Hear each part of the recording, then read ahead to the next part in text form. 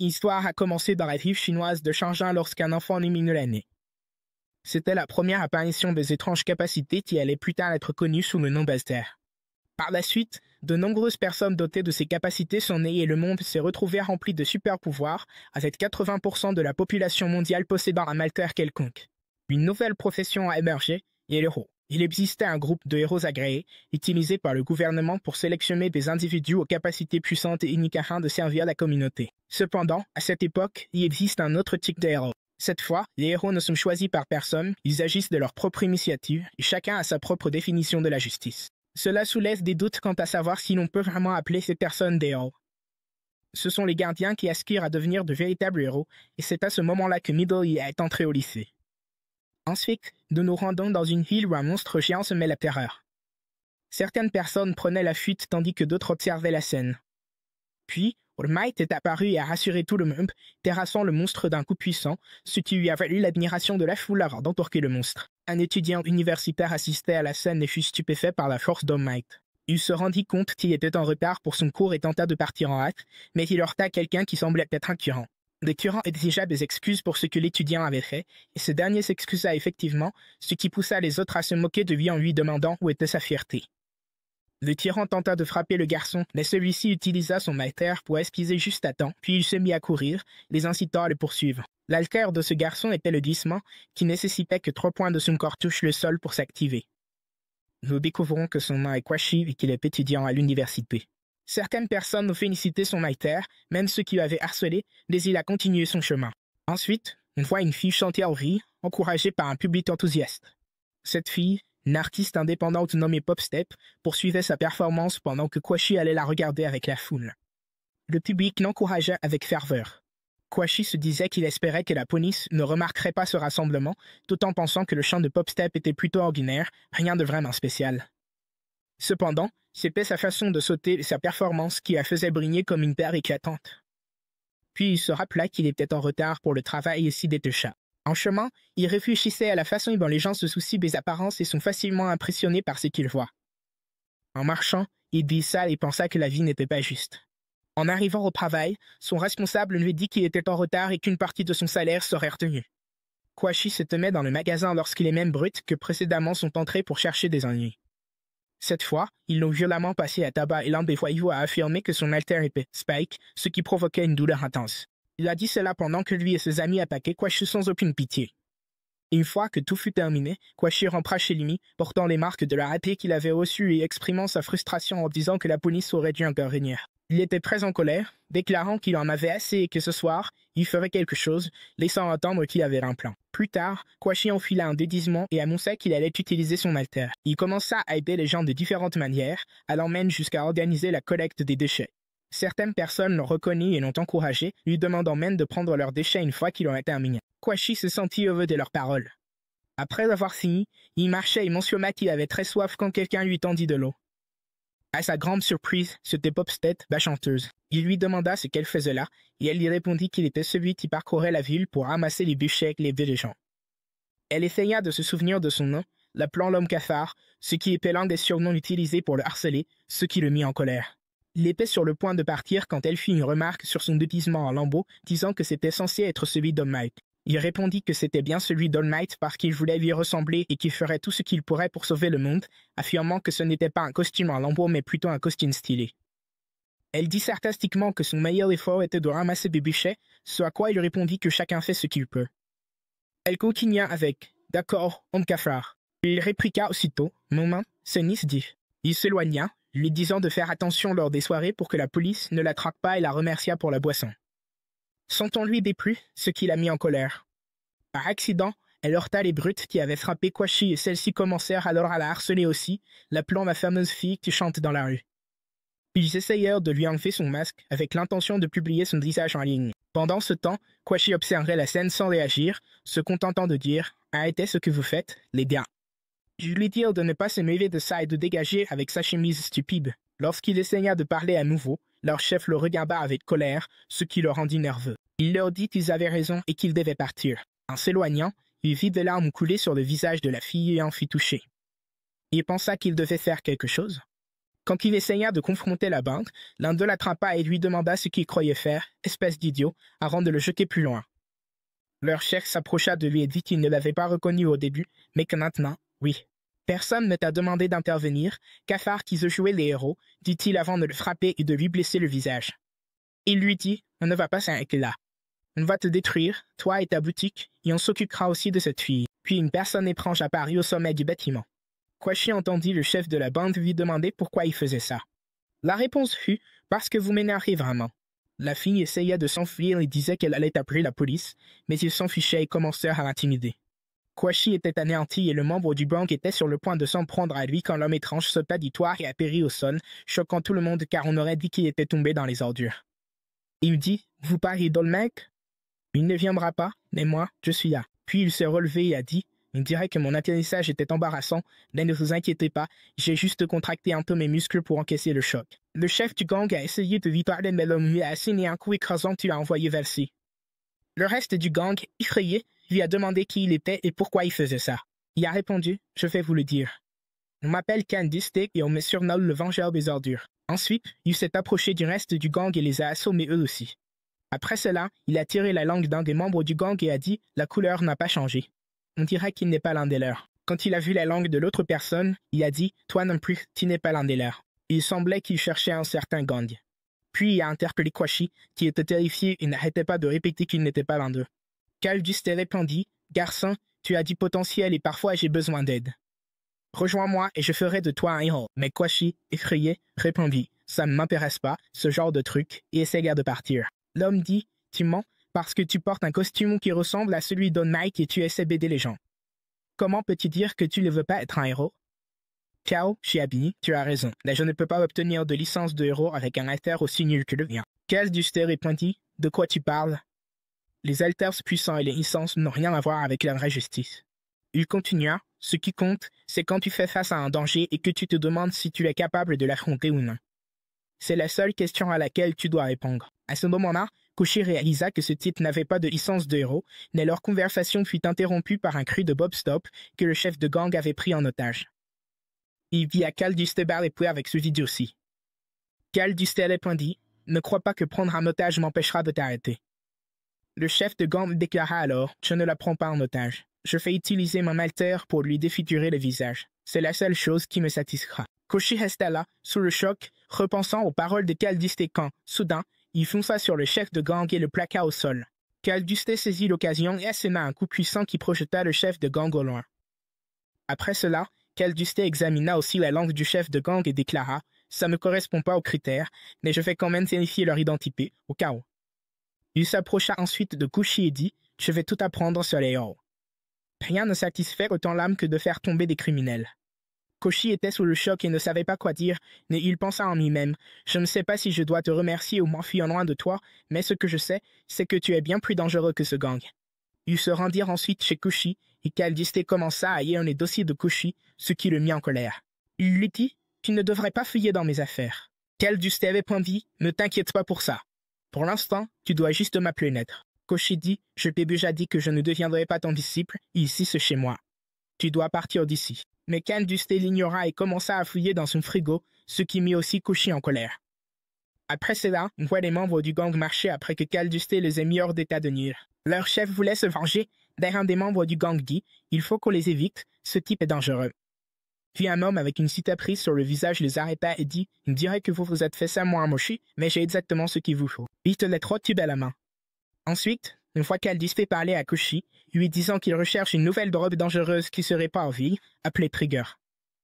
Cette drogue réduit la force mentale, mais augmente la puissance des haltères au maximum. Une fois que les membres du gang utilisent cette drogue, ce qui augmente considérablement leur force. Il a dit, à ce rythme, il y aura des villas partout, et je ne peux pas rester les bras croisés. Koshi a répondu, mais on ne devrait pas laisser ça uniquement à la police et aux héros. Calduste lui a expliqué qu'il ne pouvait pas compter sur les héros et la police dans cette affaire, car les vilains qui apparaissent à cause de la drogue Trigger surgissent soudainement au milieu de la foule sans aucun avertissement, donc les super-héros et la police auront toujours un temps de retard sur ces criminels, et c'est là que nous intervenons pour nous occuper d'eux et examiner leur langue. Kao Ishihashi a demandé pourquoi leur langue. Calduste a répondu parce que les toxicomanes qui utilisent la drogue Trigger finissent avec la langue noire comme effet secondaire. Kao Ishihashi a alors demandé C'est pour ça que tu regardais la langue de ces criminels? Cal Dusté a confirmé, oui, et toute personne qui a la langue noire, je m'en occuperai immédiatement. J'essaierai aussi de découvrir la source de cette drogue pour éliminer le problème à la racine. Kaoiseashi a demandé, tu vas frapper tous ceux qui sont comme ça. Cal Dusté répondit, oui, il faut s'occuper d'eux avant qu'ils ne prennent une dose de trigger. Kaoiseashi répliqua, je ne pense pas que quelqu'un va te montrer sa langue aussi facilement. Cal Dusté insista, quiconque nous paraît suspect, on s'en occupera tout de suite. Kaoiseashi, alarmé, demanda, tu plaisantes? Là, la scène passa rapidement à Cal Dusté et Kaoiseashi en train de poursuivre des criminels. Puis il semblait qu'ils ne plaisantaient pas du tout. Au cours de leur aventure, ils rencontrèrent Bob Step, qui les informa qu'il cherchait des toxicomanes. Bob remercia Cal Dusté pour ce qu'il avait fait la veille, puis demanda à Kaoiseashi, pourquoi tu aides ce type au juste? Kaoiseashi répondit, si je le laisse faire ce qu'il veut, il risque de frapper n'importe qui passe. Cal Dusté dit avec colère, je ne frappe que des suspects, exactement comme je l'ai fait avec le gang. Bob Step répondit, mais cette méthode est vraiment aléatoire. Tu devrais utiliser ta tête et cibler ta recherche. Sûrement que beaucoup de gens ont pris des photos des criminels. Elle utilisait son téléphone pour en chercher certains. À ce moment-là, Cal Dusté arrêta un homme qui marchait dans la rue et lui ordonna de tirer la langue. Kaoiseashi tenta de l'arrêter dans son geste, mais par accident, l'homme tomba au sol et quelques poupées tombèrent de son sac. Cal Dusté dit, un adulte qui se promène avec des poupées d'enfants? C'est clairement suspect. L'homme affirma alors qu'il travaillait dans le commerce de jouets et Kaoiseashi essaya de le défendre, mais cela ne servit à rien. Cal Dusté attrapa l'homme et s'apprêtait à le maîtriser quand soudain, le professeur Rezawa apparut et arrêta Cal Dusté en disant « La violence n'est pas permise ». Le professeur Rezawa demanda alors à Cal Dusté « Tu fais partie de ces humains ». Kaoiseashi et Bob Step furent choqués d'apprendre que Razorhead était un héros officiel et que Cal Dusté cherchait à se battre avec lui. Kaoiseashi et Bob Step avaient peur que Razorhead pense qu'ils étaient les méchants, alors ils essayèrent d'expliquer qu'ils n'avaient rien à voir avec Cal Dusté. Ensuite, un combat féroce éclata entre Cal Dusté et Razorhead. Cal Dusté attaqua Razorhead et réussit à me toucher, mais cela n'eut aucun effet sur Razorhead. Razorhead riposta alors en frappant Cal Dusté, ce qui le projeta en arrière. Bob Step dit « Je crois qu'il y a un problème » et Kaoiseashi fit remarquer que c'était un gros combat, mais Cal Dusté ne cessa pas d'attaquer et fonça de nouveau sur Razorhead. Razorhead riposta aussi et frappa encore une fois Cal Dusté, mais cela n'eut aucun effet sur lui. Cal Dusté réussit à attraper Razorhead, mais celui-ci se libéra et s'envola haut dans les airs. Malgré tout, Cal Dusté n'abandonna pas et attaqua encore une fois Razorhead. Razorhead et Cal Dusté continuèrent à se battre, et finalement, un homme s'approcha. Bob Step fit remarquer que cet homme lui semblait familier de dos et mentionna que, lorsqu'elle regardait plus tôt, il apparaissait partout où il y avait des méchants. Elle pensa qu'il pourrait savoir quelque chose. Bob Step s'envola pour l'attraper et demanda à Kaoiseashi de le poursuivre aussi. Kaoiseashi se mit à courir après lui en criant « Viens ici que je puisse t'examiner ». Pendant qu'il poursuivait l'homme, les méchants sont revenus vers eux et l'un d'eux a dit qu'il était temps de régler les comptes de la nuit dernière. Ensuite, on est passé au combat entre Cal Dusté et Razorhead, où Cal Dusté a demandé à Razorhead « Qu'est-ce qui ne va pas? Tu te sens fatigué ?» Razorhead a répondu « Je te présente mes excuses. J'avais tort. Et il n'y a rien qui ne donne envie de t'arrêter. » Il a ramassé ses affaires par terre et a dit à Cal Dusté « Je pense que tu es un méchant. » Cal Dusté a répondu qu'il entendait ça souvent. Razorhead s'est excusé à nouveau et a commencé à partir. Après cela, Razorhead a pensé en lui-même « Je pense qu'il est fort parce que le pouvoir d'effacement ne l'a pas affecté, mais ça ne le rend pas moins suspect et je devrais le signaler à la police. » Ensuite, on est passé à Kaoiseashi qui fuyait les méchants. L'homme au couteau qui le poursuivait a dit « Cette fois, tu ne pourras pas m'échapper. » Pour la première fois, elle a sauté sur lui, mais Kwashi a esquivé son attaque. Quand il a recommencé à bouger, l'homme de feu Lakambek l'a dit « Je suis ici. » Mais Cal Dusté est arrivé derrière l'homme de feu et lui a assigné un coup. Après cela, il a lancé une pierre sur l'homme au couteau et a demandé à Kwashi « Où est la fille ?» Kwashi a répondu « Elle poursuit l'employé de bureau. » Ils se sont dirigés vers elle, mais l'homme au couteau a essayé de le suivre. Cependant, Razorhead est apparu et l'a maîtrisé, lui disant qu'il était lui aussi un méchant. Ensuite, on est passé à Bob Step, qui poursuivait l'employé de bureau. Lorsqu'elle était sur le point de l'attraper, le dragon maléfique est apparu et l'a frappé, la projetant contre l'employé de bureau, ce qui lui a fait lâcher son sac. L'employé de bureau a ressenti une profonde tristesse pour ses figurines, puis il en a ouvert une et s'est injecté son contenu. Après cela, il s'est transformé en géant et a attrapé Bob Step. Ensuite, il a saisi le dragon maléfique et a commencé à les déplacer à travers la ville, ce qui a effrayé beaucoup de gens. Puis Cal Dusté est apparu et a frappé le géant, mais Cal Dusté est tombé au sol à cause du morceau du trou qu'il avait fait voler plus tôt. Après cela, le géant a tombé, ce qui a fait glisser Bob Step des mains du géant, et elle a failli s'écraser au sol. Mais Quashi s'est précipité vers elle, a grimpé au mur et a pris de la hauteur, la rattrapant en plein vol, ce qui lui a permis d'utiliser son pouvoir spécial de saut. Cependant, Quashi ne pouvait plus utiliser son talent et a failli tomber au sol. Mais le monstre a essayé de l'attraper. Quashi a profité du bras du monstre qui a ralenti sa chute. Il s'est jeté sur un tas d'ordures pour éviter de se blesser. Après cela, le monstre a failli lui marcher dessus, mais Razorhead est soudainement apparu et a effacé les pouvoirs de géant de l'employé de bureau, le ramenant à son état normal, et a dit « J'ai effacé ses pouvoirs de géant. » Après ça, il a rétréci et nous allons arrêter. Ensuite, la police a arrêté les méchants et Kalister est rentré chez lui. Mais Razorhead est venu le voir et lui a demandé s'il avait besoin d'aide. Kalister répondit « Je suis un citoyen important et je devrais aider les héros. » Razorhead lui dit que le jeu d'enfant auquel il jouait les exposerait au danger. Kalister répondit qu'il faisait des choses que les super-héros ne pouvaient pas faire, et expliqua à Razorhead que ces méchants capturés pouvaient être neutralisés avant qu'ils ne fassent quelque chose de mal. Razorhead lui dit « Toute agression envers quelqu'un qui n'a pas commis de crime fera de toi le criminel. » Kalister dit « Cette logique est bonne.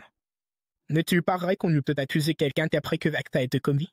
Razorhead répondit « Donc, il est plus facile de demander pardon que de demander la permission ?» Kalister dit « Tu l'as bu défaut, comme mes autres personnages maléfiques. » Kalister répondit « J'ai déjà entendu ça, puis il partit. » Nous sommes passés à Bob Step et Quashi, qui demanda à Quashi comment il allait. Il a dit qu'il allait bien mais se sentait un peu fatigué, qu'il ne devrait intervenir que dans ce qu'il connaissait, et que ses combats donnaient l'impression qu'il était une sorte de héros, car il finissait par tomber et pensait qu'il pourrait mourir. Bob Step lui a dit que tout cela était agaçant, et qu'il devrait se tenir à l'écart des petits détails.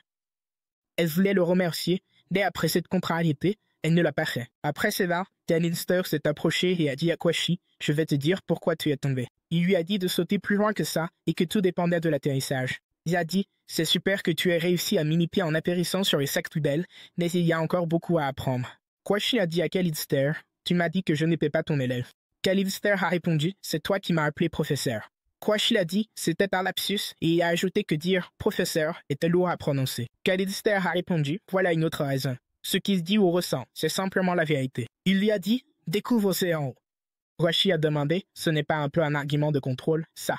Après cela, Bob Step s'est déplacé vers un endroit où deux super-héros se battaient un contre l'autre, et elle a regardé le combat tout en faisant un compte-rendu à Quashi. Quashi se souvint de son passé lorsque Kalister lui avait dit qu'il avait quelque chose pour lui qui lui plairait. Il lui avait donné cet équipement en lui expliquant que c'était comme faire du vélo et qu'il y avait aussi un gilet pare-balles à porter sous sa veste, puis qu'il pourrait aller aussi vite qu'il le voulait. Après cela, il s'est dirigé vers les super-héros, mais il a raté son atterrissage, ce qui a fait tomber sur des sacs poubelles. Il se rappela les paroles de Kalister qui lui avait dit qu'il devait changer de nom. Quashi leur dit que son nom était le Crowley. Les êtres extraordinaires lui demandèrent « Tu n'es pas le gentil gars sympa ?» Quashi répondit « Non, je suis le Crowley. » Ensuite, Quashi leur demanda d'arrêter de se battre entre eux, mais ils n'apprécièrent pas ce qu'ils disaient et lui lancèrent un coup de poing. Après cela, Kalister arriva vers eux et les attaqua pour y frapper, mais Quashi l'arrêta en disant que ce n'était pas nécessaire. Kalister lui répondit que frapper est le moyen le plus rapide d'obtenir un résultat avec ce genre de personnes et que ça le fait se sentir mieux. Quashi lui dit « Tu ne peux pas frapper quelqu'un juste pour tes propres sentiments. » Kalister demanda « Pourquoi pas ?» Après cela, Bob Step sauta vers eux et demanda aux êtres extraordinaires « Je peux vous parler ?» Cela surprit les êtres extraordinaires, qui dirent qu'ils étaient ses fans et qu'ils regardaient tous ces épisodes. Elle a dit « Attends, laisse-moi signer pour toi. » Et en écrivant sa signature, elle ajouta « Ces deux-là derrière moi ne sont pas mauvais, mais ils sont plus respectueux. » Après cela, ils entendirent un cri qui attira leur attention. Ensuite, il passa au monstre de l'autre côté, une bête rocheuse, qui affirmait « Personne ne peut me vaincre. » Il donna un coup de poing dans le bâtiment, le détruisant, et un enfant tomba de sa poussette, manquant de s'écraser au sol. Mais Quashi réagit rapidement et sauva l'enfant. Ensuite, Kalister attaqua le monstre et lui assema un coup de poing, mais la bête riposta et envoya Kalister au sol.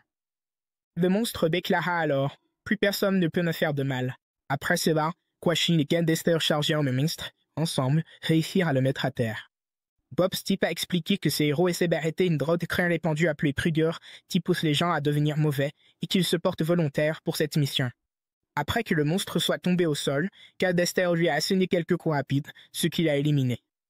Kalister lui a dit « Tu t'es trompé de croire que ton armure fabriquée à la va-vite valait quelque chose. » Bob Step a dit à Kalister « Tu exagères toujours. » Après que le monstre a repris son état normal, Kalister a essayé de le reconnaître, mais Quashi a dit « Tu lui as mis un sacré con. » Nous sommes ensuite passés à la mère de l'enfant, qui a remercié Bob Step. Bob Step a répondu « Ce n'est rien, et à plaisanter avec l'enfant. Après cela, ils ont maîtrisé l'homme malfaisant et Kelbester a demandé à Quashi de prendre une photo de la langue de l'homme. Bob Stipe a fait remarquer que toute personne qui utilise la brogue trigger finit avec la langue noire et il a mis en garde les êtres extraordinaires de ne pas faire ça. Quashi a dit que la police arrivait et Kelbester s'est éclipsé rapidement tandis que Bob Stipe a sauté très haut. Les êtres extraordinaires ont demandé à Quashi « Qui es-tu » Quashi a répondu « Nous sommes mes super-héros », puis il est parti lui aussi. Plus tard, la police est arrivée sur les lieux du crime. L'enquêteur a déclaré « Ce criminel a la langue noire, donc je pense qu'il a utilisé la brogue Krieger. » Mais pourquoi son visage est-il déformé? Je crois que quelqu'un était avec lui pendant le combat. L'assistant de l'enquêteur a dit « C'est bien, bien parce que ça facilite notre travail. » L'enquêteur a répondu « Nous avons des lois et personne ne doit les enfreindre. » En lui disant « Je pense qu'il y a des êtres extraordinaires non autorisés impliqués dans cette affaire, mais c'est une erreur dont ils doivent prendre conscience. » Nous passons maintenant à la maison du héros, où Bob Stipe lisait les nouvelles et a mentionné que tout le monde parlait du combat d'aujourd'hui. Quashi a demandé « Qu'est-ce qu'ils ont dit sur nous ?» Elle a répondu « Pas grand-chose, et il semble que tout le monde t'appelle le gars au coup de poing puissant et le Crowley. » Quashi se rendit à l'université en pensant que même s'il devenait un héros, il devrait quand même payer les factures. Il devait gagner sa vie et le temps qu'il passait à jongler entre l'école, la maison et le travail lui semblait être la période la plus importante de sa vie. Il s'est faufilé dans une ruelle, a utilisé son haltère pour sauter sur le toit, est passé par la fenêtre et a dit qu'il était rentré, ajoutant qu'il vivait généralement seul. Un inconnu assis à sa table, en train de manger sa nourriture et de boire son café en canette, le salua d'un ton décontracté. « Salut, fais comme chez toi, ce qui choqua Quashi. C'est qui ce type qui boit mes affaires, mange ma nourriture, regarde ma clé. » L'homme se présenta. C'était Guy Pludister, le mentor de Quashi. « Tu vois, je ne suis pas un type louche, dit-il. » Quashi marmonna qu'il n'était toujours pas convaincu. Il demanda comment Guy Pludister était entré alors que la porte était fermée à quai. « Par la fenêtre, répondit Guy Pludister. Ils regardèrent dans cette direction. La fenêtre était cassée. Quashi ouvrit la porte et vit une fille se précipiter devant lui. Elle commença à se maquiller et lui dit qu'elle s'appelait Pop Step. « Salut, Pop, dit Quashi, ajoutant que son look civil était plutôt banal. Pop Step répliqua sèchement, lui disant de ne plus jamais dire ça. Quashi rappela à Guy Pludister que leur patrouille ne commençait pas avant la nuit, non? Guy Pludister répondit que son boulot de jour s'était terminé plus tôt, donc il était libre. Pop Step dit qu'elle avait un concert et devait se changer, lui prévenant de ne pas regarder. Quashi promit qu'il ne le ferait pas et se demanda quand ce rideau avait été installé. Elle jeta le manteau de Guy Pludister sur le côté, affirmant que cette place était la sienne. Guy Pludister a souligné que l'endroit était partagé. Quashi ajouta « En fait, c'est chez moi, d'accord ?» Attrapant son sac, il annonça qu'il partait à son boulot à mi-temps. Guy Pludister lui dit de faire ce qu'il voulait. Pop Step lui fit un signe de la main pour lui dire au revoir. Quashi marmonna pour lui-même que c'était son appartement à la base. Au travail, Quashi se demanda « Qu'est-ce que je fais dans un boulot comme ça ?» Il rêvassait à des jours meilleurs, pensant que sa vie devrait être plus belle et qu'il n'avait pas réussi à se faire un seul ami depuis le début de la fac. Pendant ce temps, Pop Step était en pleine performance. La Hound l'adorait, alors elle a intensifié son chant. Un jeune garçon a essayé de se frayer un chemin pour lui serrer la main, mais Rameau l'a repoussé violemment, le faisant tomber, et lui a dit de rester dans la file. Un autre homme est intervenu, disant qu'il comprenait, mais que le gamin devait quand même attendre son tour. Un gars allumette ajouta que si le garçon forçait le passage, il ferait pleurer Pop Step. Il devait l'encourager depuis sa place. Transforme tes sentiments brûlants en lumière. Laisse exploser ton amour, cria-t-il, projetant un rayon de lumière depuis ses lunettes. Pop Step le remercia pour ce super jeu de lumière. Le gamin, furieux, les traita de menteurs, leur dit de la fermer, s'injecta quelque chose, se transforma et se jeta sur Pop Step. Quashi venait tout juste de finir le travail et pensait avoir le temps de faire une pause quand Pop Step passa en trombe, poursuivi par un monstre. Elle sautait de toit en toit mais n'arrivait pas à les sonner. Puis Pludister arriva et proposa une attaque en tenaille. Pop Step continua de courir, criant au monstre de la laisser tranquille parce qu'il était dégoûtant. Quashi réussit à l'attraper. Puis Pludister attaqua de l'autre côté, mais le coup manqua sa cible. La barre qui recouvrait la créature fit perdre prise à Quashi et les deux héros glissaient et s'écrasèrent au sol. Pop Step se faufila dans un étroit passage entre deux immeubles. Les monstres la chercha. Quashi l'appela et lui dit que le monstre voulait juste lui serrer la main, que c'était infâme. Pop Step réapparut. La créature tendit la main. Le monstre éclata en sanglots, demanda un câlin, s'enroula autour d'elle et essaya même de l'embrasser. Quashi et Pludister leur ont versé de la farine dessus. La farine absorbe l'humidité. Maintenant, on peut cuisiner ce serpent desséché, plaisanta Pludister. Ils attaquèrent, méprisèrent la créature et elle reprit forme humaine. Quashi fit remarquer que les utilisateurs de Trader se retrouvent nus parce que leurs vêtements se déchirent. C'est pour ça qu'il faut les frapper avant qu'ils ne se transforment, expliqua Knipudister. Les sirènes de police se rapprochaient. Quashi déclara qu'ils en avaient fini pour la nuit. Pop Step insista pour prendre une douche d'abord. De retour chez Quashi, Pop Step lui demanda d'acheter un shampoing de qualité. Les produits bon marché abîment mes cheveux. Knipudister annonça à Quashi qu'il n'y aurait plus de bière. Quashi fit remarquer que c'était Knipudister qui aurait tout bu. Knipudister lui répondit simplement d'en acheter. Pop Step demanda à Knipudister d'arrêter de se balader à moitié nu. Il répliqua qu'il n'était pas allé au-delà de son rideau. Elle lui fit la leçon sur les bonnes manières et lui demanda d'aller fumer dehors pour qu'elle ne sente pas la cigarette. « Tu as déjà vu les Nibbles qui puent la clope ?» Il l'ignora, ce qui la rendit encore plus furieuse. Quashi dit qu'il allait étendre le linge et monta sur le toit. Ailleurs, les détectives Tsukoshi et Tanima discutaient des récents cas soudain impliquant des vilains. Chaque personne avait pris une drogue contenant du tridéridéo. Tanima fit remarquer que le tridéo était un amplificateur bactère non approuvé par le gouvernement et qui inondait désormais le marché noir, une drogue de rêve qui donne à n'importe qui la puissance d'un héros, dès l'ordre social compte plus que les rêves. Tsukoshi expliqua que presque tous les incidents avaient eu lieu dans une zone restreinte près de la gare et dans le vieux centre-ville à l'est de Nariaka. Tanima fit remarquer que cela rendait la recherche de la source plus facile. Tsukoshi ajouta que toutes les personnes transformées avaient déclaré avoir reçu le trigger d'un inconnu, peut-être des échantillons gratuits d'un nouveau produit. Tanima se moqua de l'idée de distribuer gratuitement des drogues aussi chères et affirma que comprendre le mobile était la clé. Il supposa qu'il pouvait s'agir d'une déclaration politique visant à embêter les autorités ou d'un investissement en vue d'un objectif plus vaste. Son imagination s'emballait, alors il fallait garder les pieds sur terre. De retour chez Quashi, celui-ci demanda à Pop Step si elle avait reçu un message. Elle répondit que les deux types qui étaient avec le garçon transformé avaient dit l'avoir rencontré lors du spectacle. Quashi demanda si le garçon avait été relâché. Pop Step ne savait pas, mais elle doutait qu'il ait voulu blesser qui que ce soit. Quelqu'un l'avait probablement piégé pour qu'il prenne la drogue. Elle pensa que les gars supposaient qu'il pouvait révéler qui la lui avait fourni. Quashi dit que le garçon pouvait être une piste sérieuse et proposa d'appeler leur mentor. Pop Step lui dit d'attendre un peu. Si Knipudister revoyait le gamin, il lui collerait un pain. Quashi posa le téléphone et accepta de laisser le vieux en dehors de ça pour l'instant. Quashi et Pop Step sortirent ensemble. Quashi marchait vite. Pop Step lui demanda de ralentir pour qu'elle puisse suivre. Elle avait l'habitude de sautiller avec ses chaussures. « Bien. Attrape mon bras, dit-il. » Ils tombèrent sur un groupe de filles qui reconnurent Pop Step. L'une d'elles demanda si elle avait un autre show aujourd'hui, dit que les lunettes lui allaient mieux qu'un cache-œil, et demanda une photo. Quashi prit la photo. La fille demanda alors si Quashi était son petit ami et s'il officialisait leur relation. Pop Step répondit que ce n'était pas dit tout ça. Non, c'est complètement faux. Faux, ajouta Quashi. Pop Step, agacé, lui demanda pourquoi il avait nié aussi vite. Quashi se demanda pourquoi elle était contrariée. Elle expliqua à la fille qu'il était juste son manager qui l'aidait. Des filles ont dit au revoir. Quashi a fait remarquer que Pop Step était vraiment populaire. Le gars à lunettes qui projette des rayons lumineux à Paris se présenta comme Samazu, dit que ça faisait plaisir de voir Pop Step et salua Quashi. Pop Step demanda des nouvelles de son ami, Nanimaru. Samazu expliqua que Nanimaru était rentré chez lui pour récupérer du matériel avec un autre gars et qu'ils étaient en route. Samazu proposa de terminer leur discussion dans un café à proximité. Pop Step accepta, les fit remarquer qu'entrer à dîner comme ça risquait d'être gênant. Soudain, Knipudister fit son apparition et demanda ce qu'il faisait, surprenant Quashi. Quashi répondit qu'ils étaient juste en train d'acheter des boissons. Knipudister dit qu'il pouvait s'asseoir là et boire s'il le voulait. Samazu chuchota, super, maintenant la source de tous les problèmes est juste là. Qu'est-ce qu'on fait? Pop Step demanda à Quashi de trouver une excuse. Passe maintenant à la fille qui a pris une photo avec Pop Step. Elle s'appelait Shizuka et elle était ravie de la photo. Son ami lui dit qu'elle ne savait pas que la Shizuka suivait ce genre de choses et ajouta que Shizuka était un peu bizarre. Mais soudain, une abeille apparut et vola directement dans l'œil d'Ashizuka. À ce moment-là, Ashizuka dit à ses amis qu'elle partait à son travail à temps partiel. Son amie fut surprise et demanda « Tu as travaillé maintenant ?» Et une autre amie demanda « Tu ne viens pas avec nous au karaoké ?» Ashizuka leur répondit « Pas cette fois, peut-être la prochaine », puis elle partit. Après s'être éloignée seule, Ashizuka s'est davantage présentée, disant qu'elle est lycéenne et qu'elle travaille à temps partiel en tant que méchante. Sa particularité, c'est qu'elle est la reine des abeilles et qu'elle possède un immense système d'abeilles contenant des substances chimiques nocives. Son travail consiste à utiliser tout cela pour semer le chaos en ville.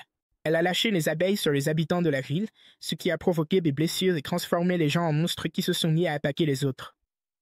Cela a fini par séparer Tard de l'animar. Ensuite, on passe à l'agent de police qui informe le détective Tsukashi qu'un grand groupe de monstres maléfiques est soudainement apparu en masse dans la zone commerçante de Mariata.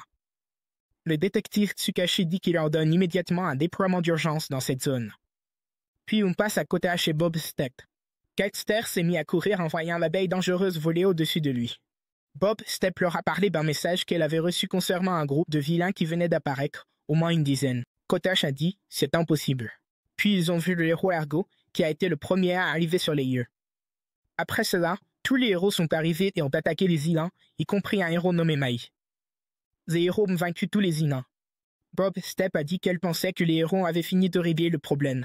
Kotash a alors demandé « Alors, où est allé le professeur et pourquoi était-il si pressé ?» Bob Stepp a répondu qu'elle n'en avait aucune idée. Ensuite, nous sommes passés à Keltster, qui a attrapé une abeille dangereuse, puis à Manimar, qui cherchait Tar. Keltster est apparu derrière Manimar, l'a attrapé et lui a dit qu'il pensait qu'il y avait une personne suspecte dans les environs qui utilisait des abeilles. Keltster a détruit l'abeille, ce qui a blessé Ashizuka et l'a fait saigner. Ashizuka a dit qu'elle n'aimait pas les gens qui traitent mal les jeunes filles. Tar était à côté d'elle et lui a demandé si elle allait bien. Ashizuka a répondu « Bien sûr, je vais bien » et a dit à Tar qu'il était vraiment adorable. Elle s'est accrochée à lui et lui a demandé de venir avec elle. Tar a dit « Mais mon ami m'attend ». Elle lui a dit « Ne suis-je pas aussi ton ami ?» Elle a ensuite dit « Allons-y » et lui a montré son téléphone pour qu'il puisse voir la photo avec Bob Stepp. Revenons maintenant à l'équipe de Kotash. Manimar est arrivé et leur a raconté ce qui lui était arrivé ainsi qu'il avait perdu Tar.